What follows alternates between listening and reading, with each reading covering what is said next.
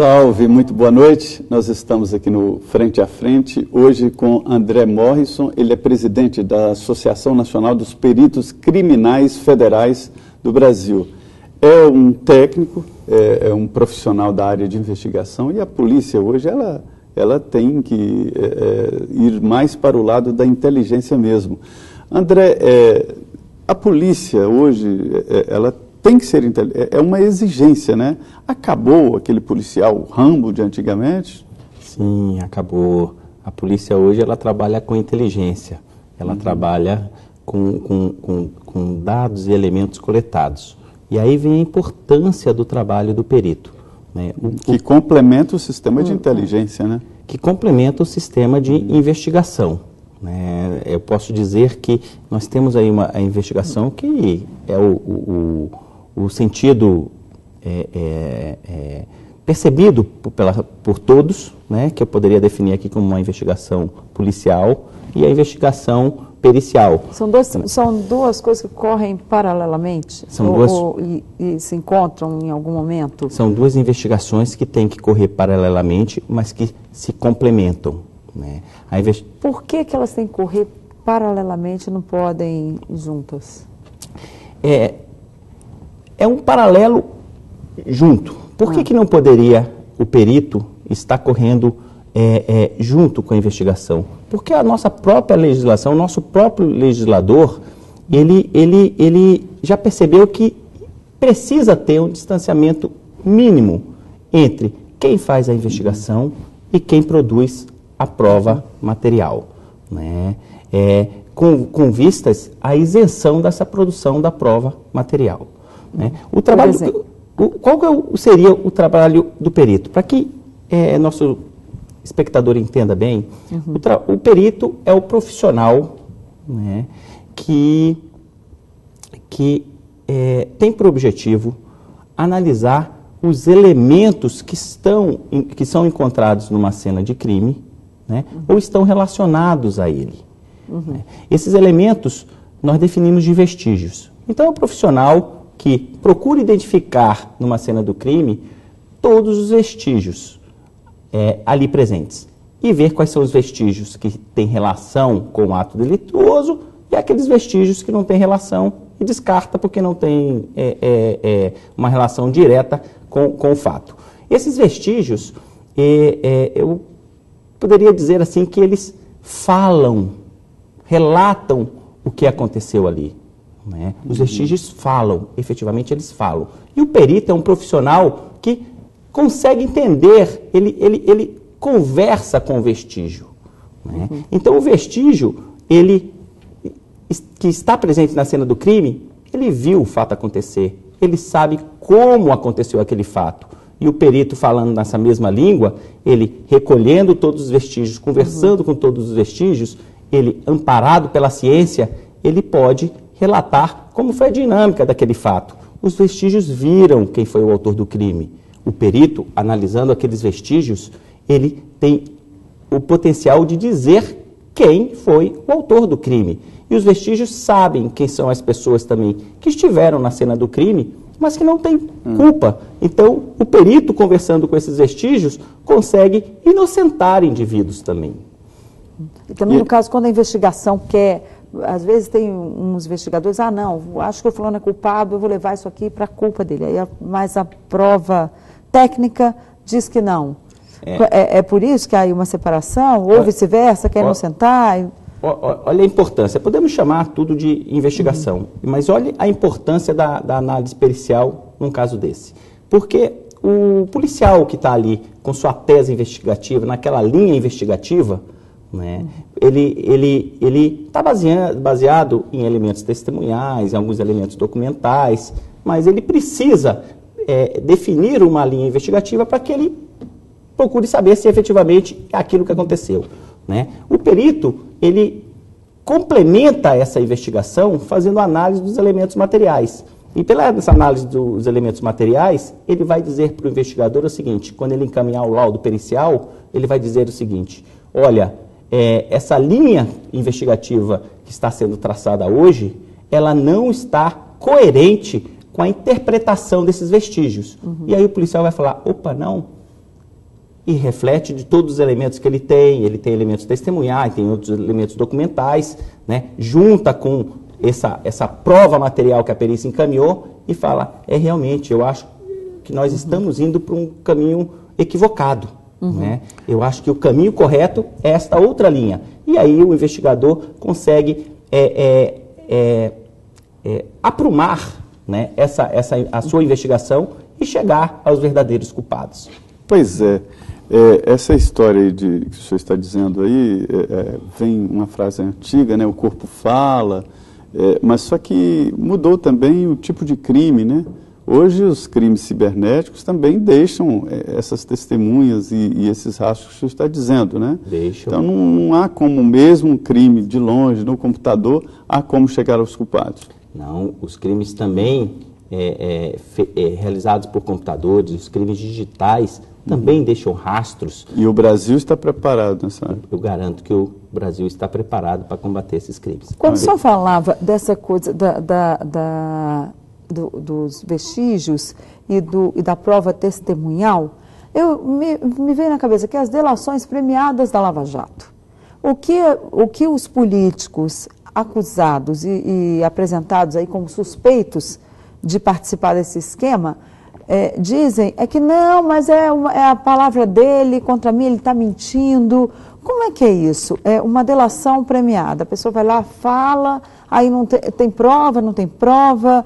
Como é que é isso? Como é que isso está sendo trabalhado dentro da perícia criminal? Olha, a delação premiada, né, ou a delação, ela pode se equiparar a uma prova testemunhal. A prova testemunhal, muitas pessoas dizem que ela é até a prostituta das provas. Porque por mais que a pessoa tenha aquela convicção, ela pode estar enganada. Né? E da mesma forma que dizem que a prova testemunhal é a prostituta, né, falam da prova material, que é a rainha das provas. Ela não tem como se enganar se ela foi devidamente processada e se utilizou-se a ciência dentro dos seus limites, né, para se realizar sua conclusão. Né? Eu posso citar aqui um caso que, para nós, peritos criminais, ele é um caso muito marcante e muito comovente. Né? Há cerca de um mês atrás, os peritos criminais da Polícia Federal, por intermédio da Associação Nacional dos Peritos Criminais Federais, trouxe dos Estados Unidos o senhor Dil Bozella. Eu acho que... É um americano que passou 20 anos preso, mas era inocente. É um americano que passou 26 anos preso, e foi condenado por provas testemunhais e foi condenado por uma delação premiada. Foram 2 indivíduos que estavam presos, que tinham assassinado uma outra pessoa, estavam presos por um outro motivo, né, que apontaram ele como sendo o assassino de uma senhora que ele estava sendo efetivamente... Uma senhora de 77 anos, não é isso? Isso, foi uma idosa. Uma idosa. E ele foi condenado por esse testemunho, né, única e exclusivamente. E ele passou 26 anos da sua vida preso, negando a todo momento que era inocente. Né? Para se ter uma ideia... Negando que era inocente ou negando que era culpado? Negando que era culpado. Desculpa, negando. Condenado à prisão perpétua. Né? Obrigado pela correção, Denise. Né? Condenado à prisão perpétua. Negando ser o culpado, né? Alegando a sua inocência. Para se ter uma ideia, com 6 anos ele preso, né? O Ministério Público, o sistema de persecução penal americano é diferente do brasileiro. Né? Lá se permite na área criminal você fazer acordos. Né? E esse foi um dos acordos que podemos se assemelhar à delação premiada com esses indivíduos. Né? Mas foi feita uma tentativa também de se fazer um acordo com o próprio senhor Dil Bozella, com 6 anos preso. Né? O Ministério, a Justiça, vamos assim dizer, né? O sistema de condenação, né? Para que a gente não atribua um rótulo injusto a órgão X ou Y, né? Ele chamou o senhor Dil Bozella e falou: assine esse papel aqui, né? Relatando como você assassinou a velhinha, né? E assumindo a culpa, que você, daqui a um mês, você estará em liberdade. E ele falou, eu não posso fazer isso, né? Eu não matei, né? Assim, nesse papel, assumindo a culpa, né, que o senhor será posto em liberdade agora. Ele falou, eu não posso assumir, eu não matei ninguém, né? Ele relatou para nós aqui, nessa sua visita, né, que isso custou para ele 19 anos da sua vida. É que ele veio ao Brasil, deu uma palestra aqui. Ele veio ao Brasil a pedido da Perícia Criminal Federal, né, para dar uma palestra e para mostrar como é importante a prova material, né, dentro da justiça para que o juiz possa... Mas levaram 20 anos para analisar essa prova material? Não houve, no caso dele, prova material, né? Na realidade, depois de muitos anos, existe uma ONG nos Estados Unidos, né, que chama Innocence Project, né, que já libertou mais de 300 pessoas. Pegam casos que intrigam e vão a fundo. Casos que, às vezes, o próprio condenado, né, insiste em dizer que é inocente. Essa ONG faz uma análise processual e verifica ali, muitas vezes, que houve um erro procedimental, houve um erro, às vezes, de análise. E procura rever aquele processo. Isso aí vem advogados também que prestam esse serviço, né? Mas o importante é nós termos em mente que só esse projeto nos Estados Unidos, que é um país de referência para nós, né? Mais de 300 pessoas já foram postas em liberdade porque eram inocentes, né? E no Brasil, nós não temos... nós podemos ter também índices, né, significativos de pessoas que foram condenadas meramente por testemunhos. E isso precisa ser revisto, né? Por que propiciou nos Estados Unidos essas pessoas esses processos serem reavaliados? Nos Estados Unidos, os vestígios são arquivados por longos períodos, né? E com a evolução tecnológica, os exames de DNA, o exame de DNA se tornou muito mais preciso, né? Então, hoje em dia, o exame de DNA tem uma participação bastante importante, né? Quando você pega um vestígio biológico, né, um vestígio genético, né, e compara com o vestígio da pessoa suspeita, e ele diz, não é a mesma pessoa. Né? Ou ele diz, é a mesma pessoa. Quando ele diz que se trata do mesmo indivíduo, ele está dizendo que aquele indivíduo teve uma participação naquela cena do crime, né? Precisa se compor os outros elementos para chegar à efetiva participação dele naquela cena do crime. André, hoje um dos pontos mais usados na investigação é o grampo telefônico, né, e escuta ambiental. Como é que uma pessoa sabe ou não sabe que está sendo grampeada? Existe algum vestígio? Deixa algum vestígio no telefone? Ruído? Muito se fala em ruído, de barulho. Tem isso, não? Olha, hoje o nosso sistema de telefonia, ele é praticamente todo digital, né? Então, não deixa ruído, ele é transparente para o usuário, né? Mas existe legislações, a Lei 9 eu esqueci o número dela, mas é uma lei de 1996, que é a Lei da Interceptação Telefônica e Telemática. Ela estabelece que você só pode fazer uma interceptação telefônica ou uma interceptação ambiental, uma gravação ambiental, com autorização do juiz, né? Então, a polícia, ela só realiza esse tipo de atividade, né, com autorização do juiz. Se não houver autorização do juiz, essa prova, por exemplo, não tem qualquer validade. Mas não pode fazer a primeira escuta e depois ir atrás da autorização do juiz? Não, eu acho que isso é completamente legal. Né? E tudo é possível de grampo, quer dizer, o telefone, todas as marcas, WhatsApp, e outros meios de comunicação, tudo é possível? Tudo é possível. Eu fui uma época numa CPI que tinha um que usava Nextel que achava que não seria grampeado. E falaram com ele. Que ele foi grampeado. Tudo é possível de ser, vamos dizer assim, grampeado. Perfeito. Né? Mas, da mesma forma que tudo é possível, né, tem alguns grampos que são de difícil, né, efetivação.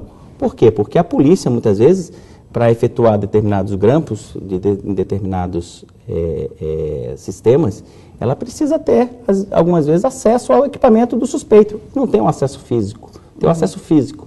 Né? Mas, em linhas gerais, posso dizer que tudo é possível. Mesmo, a história que a Denise falou foi na CPI do Cachoeira, e existia um espião duplo ali, né? Que era o sargento, me esqueci o nome dele, aí falaram com ele, a Polícia Federal sabia que ele estava levando para o investigado informações, falou para ele, olha, o Nextel é que a gente não consegue grampear. Aí ele foi lá e passou para o grupo, né? Vamos comprar Nextel, e todo mundo foi grampeado. É possível grampear sim no Nextel. Tem sistemas de telecomunicação que têm mais facilidade, tem outros sistemas que têm uma dificuldade extrema para você conseguir. Tem ideia de quantos estão sendo monitorados no país hoje, no Brasil inteiro? Não, essa informação ela é bastante reservada dentro dos ambientes policiais, que eu não faço a mínima ideia. Já falaram em mais de 20 milhões de brasileiros grampeados? Eu não acredito em números tão extremos. É muito difícil, extremos. até porque os juízes...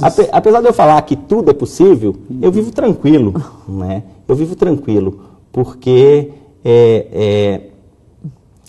não é endêmico essa questão de grampos, né? Não é qualquer cidadão, né? Então a população pode viver tranquila. É porque não tem nem policial para analisar isso tudo, né? Não tem policial para analisar isso tudo. O número de informação. Tem aqui algumas perguntas já no Twitter, tem mais umas aqui. O Emilson quer saber, o nível do policial militar brasileiro é adequado para guardar, proteger e adequadamente a cena do crime? Pois imputa muito essa responsabilidade ao policial, porque a legislação diz, né, que o policial, primeiro que chegar à cena do crime, deve preservar. Mas eu digo que a preservação, ela vem da cultura da sociedade. Quem deveria primeiro preservar uma cena do crime é a própria população. A população deveria ter a consciência de que, se tem um indivíduo que foi alvejado, né, que foi morto em determinado local, a própria população não deveria adentrar a esse local e deveria preservar até a chegada da polícia. A polícia chegando, ela toma conta do local e faz a devida preservação, e a legislação diz que a polícia faz a preservação até a chegada dos peritos criminais. Aí os peritos criminais chegam e fazem todo o levantamento dos vestígios e depois processam esses vestígios para ter as suas conclusões. Em relação àquele caso que ficou famoso aqui em Brasília, do advogado que foi assassinado junto com a esposa e a cozinheira no apartamento na 313 Sul, 113 Sul. É o Vilela, o doutor Vilela. Sei. Como é que foi isso? O local foi preservado e é um caso que até hoje não se elucidou? Olha, aquele local, ele foi preservado, né? Ele foi devidamente processado pela perícia. Né? Tanto foi devidamente processado que quando se teve um suspeito preso, eu lembro de uma história de uma chave que foi presa na casa de um suspeito, né? A perícia pôde comprovar que aquela chave que foi presa, que foi alegada estar na casa daquele indivíduo, né? Ela estava na cena do crime no momento que o perito estava lá. Se aquela chave estava na cena do crime, no momento que o perito estava processando, documentando todos os vestígios... Não poderia estar na casa de um suspeito. Não poderia estar na casa do suspeito. Ou seja, então foi plantada lá? Ela foi plantada. Aquilo chegou à conclusão de que foi plantada. E aquele indivíduo que estava sendo acusado, ele foi posto em liberdade. Aliás... Mas esses são fatos completamente isolados. Né? Isso não é modus natural de atuação da polícia. Aliás, a polícia daqui do Distrito Federal, ela é muito bem estruturada, muito bem montada, principalmente nessa área, né, de peritos. Sim, A Polícia do Distrito Federal, ela tem profissionais tão bem qualificados como a perícia da Polícia Federal, né? Mas eu posso estender. Nós temos profissionais, peritos estaduais também, né, espalhados por todo esse país, com qualificação tão boa quanto os peritos criminais da Polícia Federal. E nós temos perícias criminais nesse país também de excelência. Posso citar aqui a perícia de Santa Catarina. É uma perícia que vem mostrando ser uma polícia de excelência, né?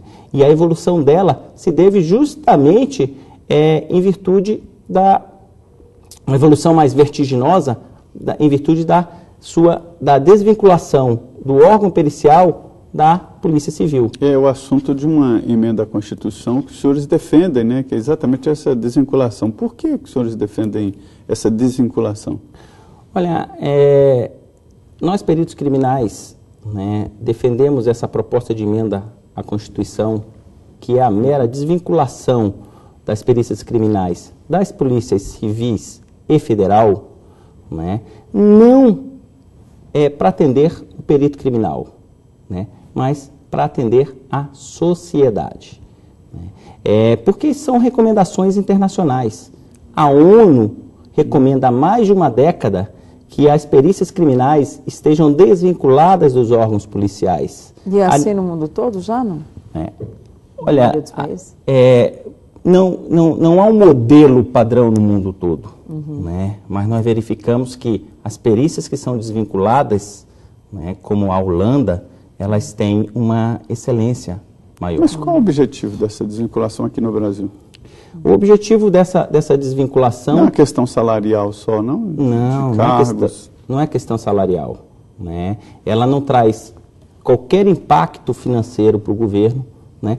Mas cria uma carreira nova na Polícia Federal e nas polícias regionais. Não, você não cria uma carreira nova, porque a carreira de perito criminal existe na Polícia Federal e existe já em todos os estados. Você não cria um órgão novo, você simplesmente tira esse órgão, perícia criminal, que está dentro das polícias e transfere ele e vincula diretamente ao secretário de Segurança Pública e, no nosso caso federal, diretamente ao ministro da Justiça. E por que disso? Porque os peritos, e por que esses órgãos internacionais e até diretrizes governamentais mesmo recomendam por isso? Porque o perito precisa ter autonomia técnica, autonomia científica, funcional e O senhor já foi constrangido no seu trabalho alguma vez por delegados? Não, olha, a investigação tem que ser por esse lado e tal. Olha, na polícia, eu posso dizer que desses 20 anos, né, esses casos de constrangimento dentro da Polícia Federal são efetivamente exceção, né? Mas a estrutura que nós temos dentro da Polícia Federal, ela permite que os peritos criminais trabalhem com a isenção necessária para a produção da prova material, né? O que nós queremos é atender às recomendações internacionais, né, que elas vêm para dizer para o mundo que não basta você ser isento, você tem que ter uma estrutura que demonstre também que você é isento, né? Então, o que nós queremos com essa desvinculação é que não paire qualquer dúvida quanto à isenção do trabalho do perito criminal, né? Posso citar o caso do Mensalão, onde tiveram alguns laudos produzidos por peritos criminais federais que a isenção foi questionada por advogados de defesa, né? E esses advogados de defesa queriam desqualificar, né, simplesmente para protelar, não sei quais são as razões efetivas, né? A gente até pode saber, mas... Pode citar o caso... É um caso já fechado, né? Queria desqualificar os peritos e pediu ao Supremo Tribunal Federal, aos ministros, que nomeasse peritos fora da polícia, peritos particulares. Quem foi que pediu isso na época? Foi o Zé Dirceu ou não? Eu não recordo qual foi. Porque ele alegava que não tinha prova material contra ele, né? Não recordo qual foi o caso, mas teve um caso desse. Isso é comum em julgamento. Mas olha que interessante, a decisão foi sábia do STF, né, se pairou uma dúvida, a Justiça, né, permitiu, né, que se fizesse novos laudos, mas encaminhou ao Instituto Nacional de Criminalística e falou, olha, produza novos laudos, faça novos exames por outros peritos criminais que não aqueles que produziram o primeiro, né? E o Código de Processo nosso diz o seguinte, né, se há a produção de um laudo pericial, ainda resta dúvida quanto às informações que estão colocadas ali, o juiz pode sim requerer um novo laudo. E ele fez essa requisição desse novo laudo, foi feito um novo laudo, que corroborou com as informações do outro, e o processo foi encaminhado naturalmente. Mas o que eu quis dizer quis demonstrar com este exemplo? Né? Que não basta você fazer um trabalho isento, né? Você estando dentro da estrutura de polícia, e a polícia que realiza essa investigação policial, e a perícia é a investigação técnica, a investigação científica, né? Sempre vai parar, pode parar a dúvida, será que esse trabalho foi feito isento? Estando desvinculado, né, não paira mais essa dúvida. Entendi. Bom, nós vamos para o nosso último intervalo. Eu e José Maria Trindade conversamos hoje com o presidente da Associação de Peritos Criminais Federais, André Morrison. Você ainda pode mandar as suas perguntas para o último bloco. O telefone 0 operadora 17 3355 8432 ou para o e-mail frenteafrente@redvida.com.br e ainda tem o meu Twitter @Deni Rotenburg aí no rodapé da sua telinha. Voltamos em 2 minutos.